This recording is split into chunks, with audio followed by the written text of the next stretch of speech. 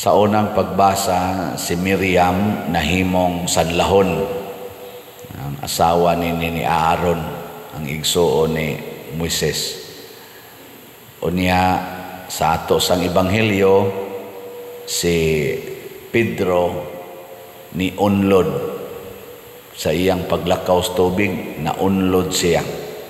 Unsa may hinungdan aning duha ka sitwasyon nganong muramag gidimalas sila tungod kay nawad-an sila sa pagtuo sa Ginoo. Si Moises mao'y representative sa Ginoo panahon sa mga Israelita, o wa na'y pagtuo si Miriam o si Aaron. Ilan nang gi-question ang authority nga nadawat ni Moises gikas Ginoo. Ang sunod sad sa atong ebanghelyo, si Pedro nga nagtan-aw ni Hesus nga nahimong tao ug nahimong kauban nila, nawa pod ang iyang pagtuo. Atong ni unlod pod siya sa tubig. Lingya imong tupad ing na lig-on pa na imong pagtuo. Mutan ako no, naligon di gay ka lig-on, masanlahon ka o unlod yun. Unlod. Ako nituog yun ko nga kining mga assignment isipari pagbuot yun is Ginoo. Mao na karon kay katapusan naman din akong misa dinhi sa San Vicente Ferrer Parish, isip parish priest. Katapusan sa din ako nga online mass nga niya dinhi sa ato San Vicente. Sugod ugma adto na sad ko mag-online mass dito sa tinga na to, St. James the Great or Santiago de Compostela nga parish. Ito na sad ko dito. Ambot ka o tanawon pa to nato, kaya ba mag-online dito? O kaya rin na. Ato mga IT, may man kaya na. Karon, dinhi, murata og naipaglaong nga dali rata makasulbad og problema. Labi na kining Byronon, kaning 70 million. Dako jud ko untag tinguha nga anhilang ko dinhi. Kay mura bag kaya nato atubangon ang dagkong problema finansyal basta ni ata aning atong home court. Pero kay sugod karon mobalhin naman ko didto, unsa may akong gituhuan nga kung ang Ginoo maugyoy akong sundon, bisag asa masulbad ginang problema. Mao na siya nindot nga pagtuo. Nailingyan sa dimong tupad ing na moagri ka ni Padre Siano. Na moagri ka. Nga kining slots nga atong gibaligya nga nagtuo ko nga anhi ra gini dinhi mahalin, posible sa ni nga mokusog ya pong halin bisag tuan na didto sa Compostela. Nana. Ug unsa man ning pagtuong tinud-anay? Ang pagtuong tinud-anay kana bang ang atong pagsalig wa sa atong gahom kung dili naas gahom sa Ginoo. Mao ginay pagtuo. Kana bang ayaw salig sa imong katakos, salig sa katakos sa Ginoo. Kasagaran manggod nato sama ni Pedro, mananagat diato siya, swimmer, nabuhi sa dagat. Mao na doon na siya katakos, na siya abilidad. Pero wa pa siya kasuway tingali nga naligo siya or nisaom siya sa dagat adtong tubiga. Panahon sa murag unos kana bang kusog ang bawod ba? Wa pa siya kasuway. Nya gipalakaw man siyang Hesus sa tubig. Si Hesus galakaw ra mas tubig bisag dagko kaing bawod. Imbis nga mutan-aw siyang Hesus, dito siya nitan-aw sa mga bawod nya iyang gikomparar sa iyang katakos sa paglangoy. Nya tan-aw niya di gyud makaya. Mao tong nahadlok siya. Kay di man niya kaya. Kay kani magong atong gahom mga igsoon, minus ra kaayo ni og itandi sa mga problema sa kalibutan.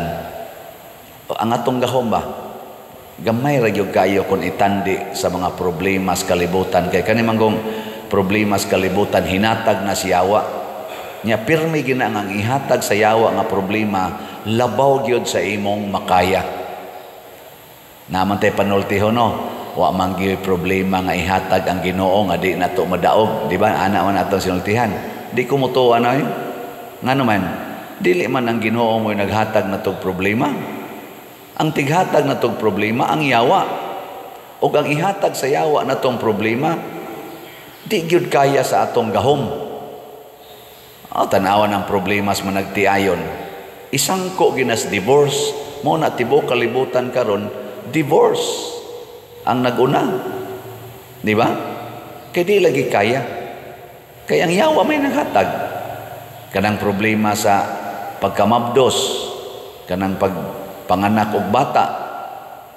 Ang ihatag is yawa nga problema, grabe yun. O mo nang mo resulta is abortion. Ano ba? Di gid kaya. Kanasang problema sa mga kabalaka. Ang ihatag is yawa nga kabalaka, sobra ginas imong makaya. O na, hikog yung uban or magdepresyon. Na naman day, kaya day sa akong gahom, kining 70 million karon nga dadoon akong utang at tupadong sa Compostela, kaya na nako. Lisod kay kong 70,000. Lisod magani kong 7,000. Kana na bang 70 million? Kadako ana, mamatay na lang siguro ko, di na makaya. Nya kung ako nang hunahunaon nga ako mo'y musulbad ana, unlod ko di na ko ganahan magpare. Lagi. Ana. Unyag ipamugos gina nako, nakayahon, aduna gyud mga among. Kaya makigkuan naman ko, makigbangga naman ko. Tanawan ning ato mga tanaw tagkadiyot sa politika. Kanirong kagubot tali sa ato mga legislators batok sa Supreme Court. Sa una, Congress versus Senate. Karon Congress na versus Supreme Court. Nganong nainanaam na sila? Na ay mga kuan hasta ganing Speaker of the House mag-file sila og motion for reconsideration adtong desisyon sa Supreme Court nga kuan kono unconstitutional ang impeachment nga ilang na-file ngadto sa Senate. Nga ang Senate way jurisdiction ni anang maong impeachment pero pwedeng i-refile February 2026. Di sila kahuwat ana ang Congress nga mo refile sila. Nya moagi na sa proseso nga kaning giagrihan gitan-aw sa Supreme Court nga dili mo violate sa atong constitutional nga proseso.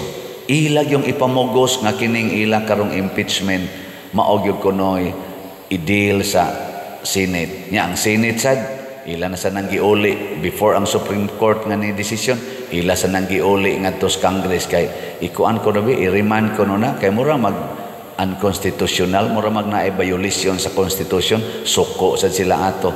Ang hawd kay karon sa atong nasod, ang hawd kayo, dili na ang executive department. Kaya wa man magtingog-tingog ang executive department, ang presidente o ang mga kauban, wa magtingog-tingog. Murag daog kay sila, daog kayo. Di pares una ba katong administrasyon ni Duterte. Na ini file of impeachment para sa Vice President ni Leni Robredo. Giing na din Duterte, di kong sugot anak. Gi-elect nas mga tao niya inyong i-impeach. Kinsagod mo. Sagdilan na diha. Di ba? Hilom na yun. Karon,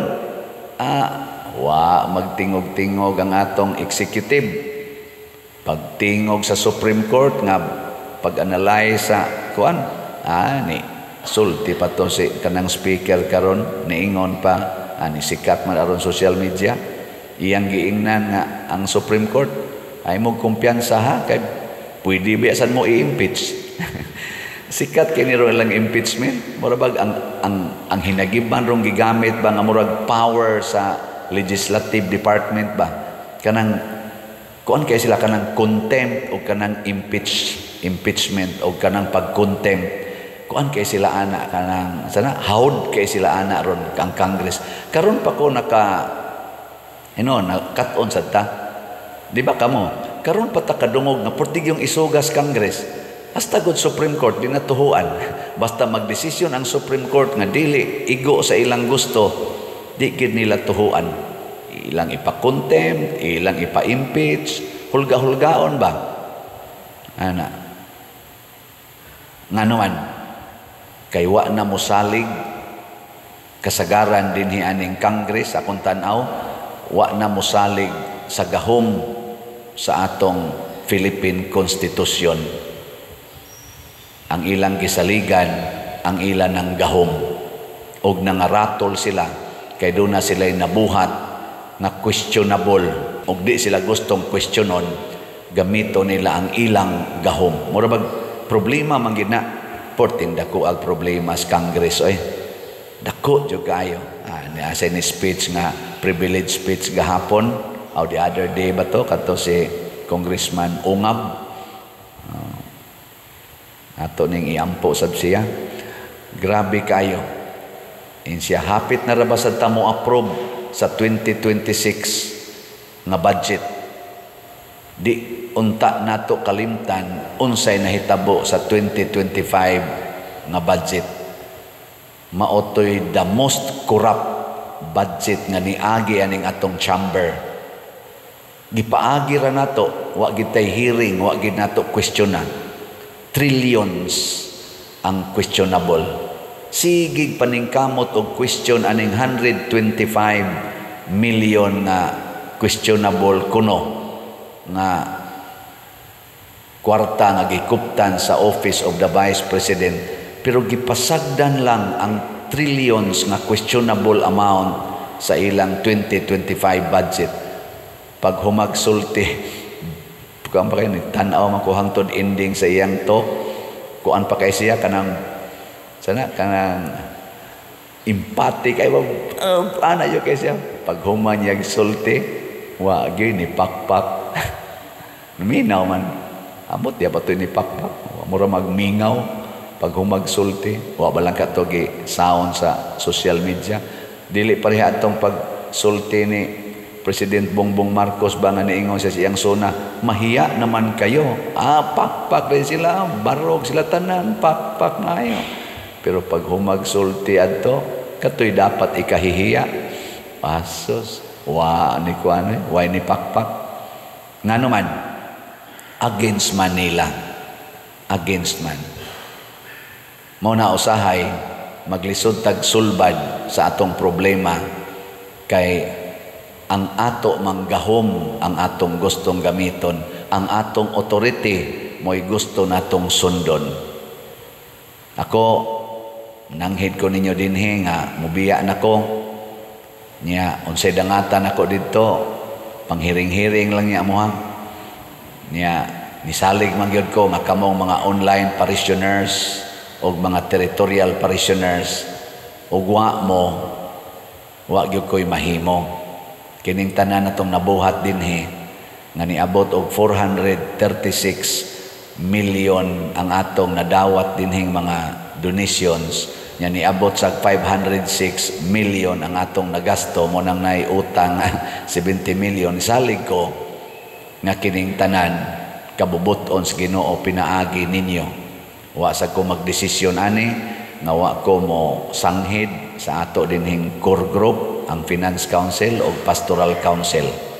Hinoon ako gyud mo desisyon. Uyon-uyon na sad sila nako. Pero amo sa nang gipamalandungan. Nya wa sad mi magdesisyon ani para lang makakwarta kung dili nagdesisyon para mahanay ang ato dinhing kahimtang. Mo na musalig ko na kung maminaw tas Ginoo, moingon ra jud ang Ginoo sa matag usa ninyo nga naminaw nako palit og slot. Ana ra gyud na. Mo ra gyud na isultis Ginoo, palit og slot ningon ka pila man Lord. 100 lang. Kapila man ko mo palit. Kausalas usak semana. O ana. Pila gud mo kabuka ron, pila na may akong subscriber sa YouTube. Kaning Padriciano Obod, pila na subscriber na ko ron. 200. Pila na. 260 na gani 1,000. Mas daghan pa man ang mo view kay mo subscribe. Di sa to pa i-times 2 lang na nato. Di ba na? 500 na nakapin ka subscribers. Nya kanang 500 kapin nga subscribers o viewers kamong naminaw ron o mo palit mo usa ka slot kada semana. Pila na lang roy atong slot nga kuwang 673,437 ka slots. 26,563 ang atong halin sa grace, katong God's reward and complete elation. Kung maminaw tang tanan sa Ginoo, di man agyud bugat ang kananaang 100 pesos kada semana. Ang 500 ka tawo mo palit og usa ka slot kada semana. Kanus aka ni mahurot ang 673,000. Nangamatay na mo. Di man mo mutingog. Sunod semana, hurot na ni siya. Di ba?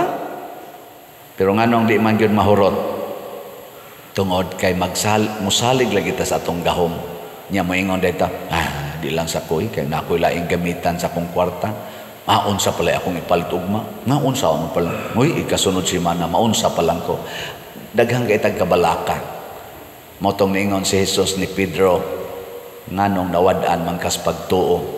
Pagsakay nila sa sakayan, simple ra day kayo. Nawarang hangin, nawarang bawod. Simple ra gyud day kayo. Focus unsay gustos Ginoo. Ang tanan natong gusto tumanon sa nas Ginoo. Kalinaw ra man di ay. Kahusay ra man di ay. Maayong panglawas raman di ay. Kanara di atong gusto, ay kasayon rana. Basta sunod las Ginoo. Mo nang ningon ta, seek first the kingdom of God. Sa tisong pa na,